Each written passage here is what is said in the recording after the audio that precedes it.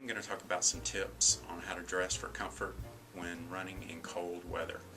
It's really not that complicated, and if you get it right, it will help with not only your comfort, but your motivation to get you out the door on those mornings or those evenings when the weather is really cold and windy. One is the 20-degree rule. Most all of us know about that. You're going to dress as if the weather is 20 degrees warmer than it really is for comfort.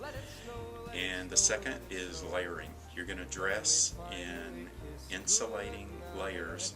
You're going to use technical sweat-wicking fabrics that will keep the heat next to your body but pull the moisture away and help it dry faster. The fire is slowly dying. I personally like this skull cap model. This particular one's made by Brooks. It fits snug against my head, so it's holding the heat next to my head, but again, it's drawing the moisture out. If I start getting hot on the run, I like this because I can pull it up above my ears to cool down, but since it's snug against my head, it's not going to fall off and it's not bouncing around. Skull cap, but it has a ponytail hole in it. The other solution that I like for females is this hat made by Sauce.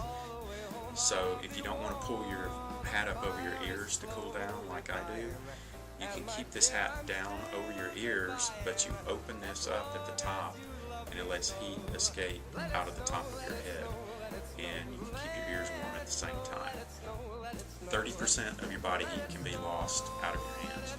Nobody likes to go for a run with cold hands. There's lots of different kinds of running gloves, thinner to thicker.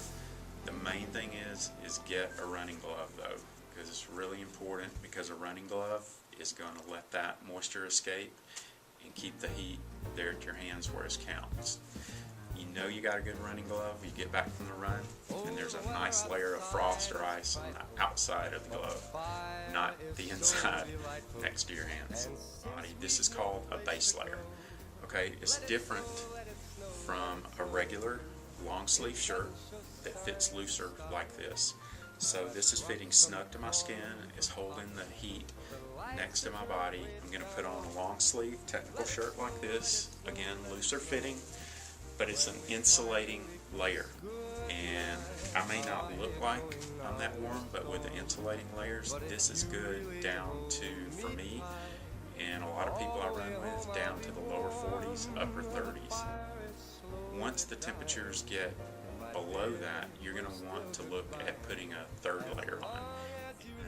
This is a really versatile solution because you're going to put this on, you're going to either stay warm for the whole run, or if you get too hot, you can take this off, tie it around your waist, and run very comfortably. I really recommend a jacket like this. This is called a hard shell. This particular one is made by Asics. It's a storm shelter jacket. This actually blocks the wind and is water resistant. So the important thing to know about this is a running jacket, which means it has ventilation in the back and under the arms. If you wear a regular windbreaker that doesn't have ventilation, I can promise you you're going to overheat very quickly. The lower part of your body is pretty simple because your legs give off a lot of heat when you run. You don't have to layer your legs. Depending on the temperature and your comfort, you're either going to wear a long tight like this, fits snug next to your body, goes all the way down to the ankles. Me personally, I don't like tights that much. I'll wear shorts down into the mid-20s, but the short that I wear is like the Brooks Infinity Notch. It has a compression short under it, so I've actually got 2 layers there instead of 1. What I found, and what a lot of people in our classes have found, you wear a short sleeve technical shirt, and then you're going to wear these arm warmers. And now it's like you've got a long sleeve shirt on, so it'll help you with comfort at the beginning of your run. But after a mile and a half, and you're warmed up, you're just going to take these and you're going to push it down to your wrists. Now your arms are open, you're comfortable, and you can carry these back to the store just like this. You don't have to carry them in your hand. hopefully that helps. Again, it's not that complicated. I do encourage that you experiment. Dressing for cold weather is really a personal choice, and you need to try a couple of different things to find what works for you. If you have any questions, I hope that you will come in and talk to me at one of our run-on stores or one of our sales associates. Let it snow, let it snow.